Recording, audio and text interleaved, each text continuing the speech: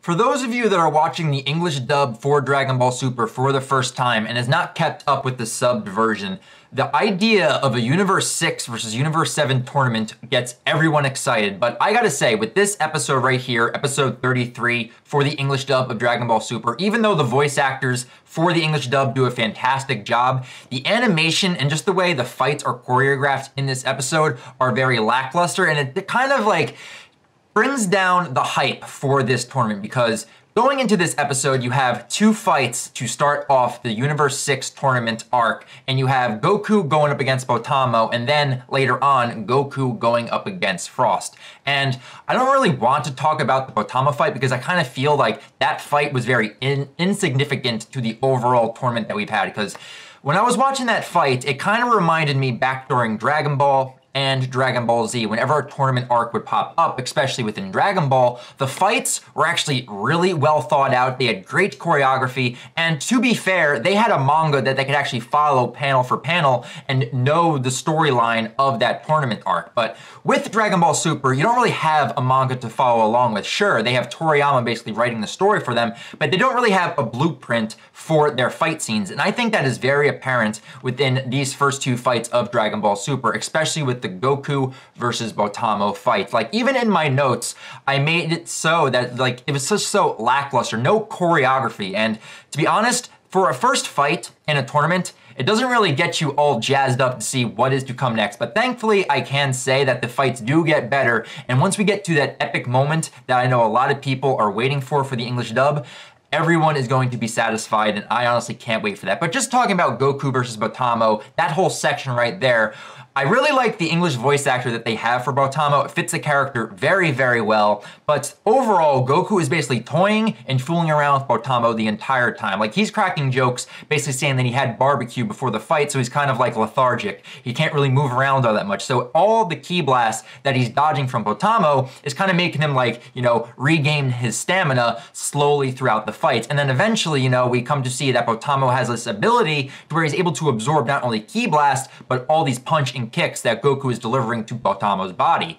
And then eventually, Goku just ends up flinging him out of the ring. He basically gets him on like his back, sweeps his legs off, and then just throws him out of the ring. And that's basically the end of that fight. So the first fight of this tournament, Goku versus Botamo, it's very like anticlimactic. It doesn't really get you jazzed up for this tournament. But I think the really good fight, and definitely the second half of this episode, definitely goes to Goku going up against Frost. Now, this is the second time in Dragon Ball Super where we have Goku going up against someone from Frieza's, you know, clan or species. Like, we have Frost being introduced in this episode, and a cool little like fact about this episode, which I think is actually very, very cool, is Frost's English voice actor is actually being voiced by Greg Ayres. Christopher Ayres, the voice of Frieza, his brother is doing the voice of Frost. So they're keeping it in the family, and I really like, you know, how like the lines from Goku is basically saying like, wow, you sound a lot like Frieza. And I really do like the fact that they brought in Greg Ayres, Chris's brother, to do the voice of Frost. I think that is very, very cool.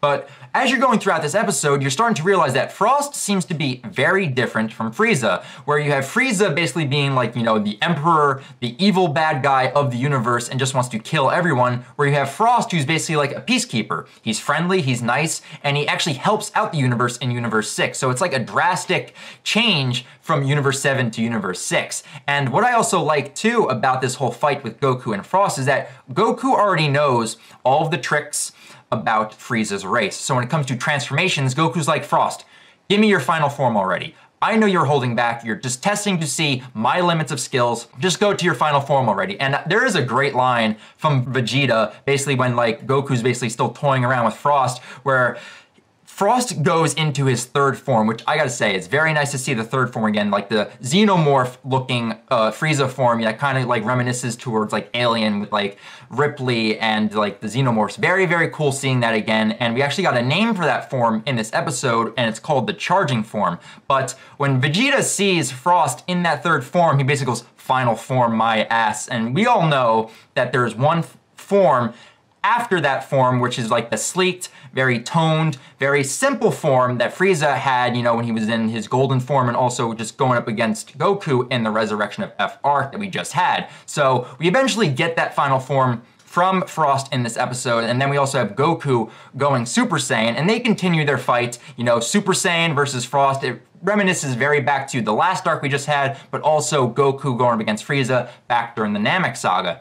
But this was a very interesting note and fact that we kind of had dropped on us from Kaba and the Saiyans of Universe 6, because Champa is basically looking at this transformation as like, hang on, can all Saiyans do that? Like, can you guys do that? And Kaba's looking at him like, I have never seen that in my life. I have never heard of a Super Saiyan form. So right there, we come to learn that Universe 6 Saiyans have no idea about Super Saiyans, and they are going to be in store once they see Super Saiyan 2, 3, Super Saiyan God, and then Super Saiyan Blue. So they got a lot of transformations to catch up on with Universe 7. So I really liked, you know, just getting to see Goku and Frost go at it a little bit more. Frost really wasn't putting up much of a fight because Goku right now is just, he's got so many forms to go through where this is basically the limit to Frost's power. And Goku even calls him out on it. It's like, if this is all you got, just give up now.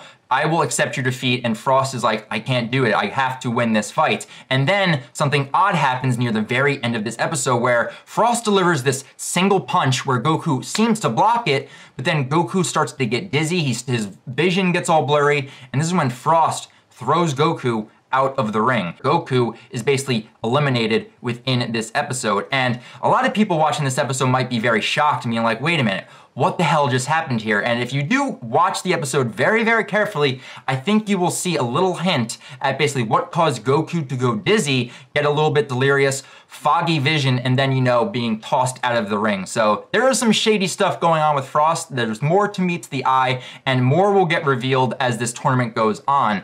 But that question still remains, is like, what did Frost do to Goku? Because we've never seen Goku get eliminated this quickly in a tournament. And especially to have him go first, it's very odd. You would expect him just to clean house through every one of Universe 6 fighters. So now we have someone else about to enter the fray for Universe 7 going up against Frost, and it's going to be very, very interesting. So very simple episode, kind of mediocre animation here or there. It doesn't really get you that hyped for the start of a tournament. Like honestly, My Hero Academia did the start of a tournament a lot better right now than Universe 6 for Dragon Ball Super, but I'm excited still for the content to come, and I bet a lot of you guys are as well. So for all of you that are watching the dub for the first time and are enjoying the voices and the content we are getting, what do you think Frost did to Goku to basically cause him to basically lose the match and get thrown out of the ring?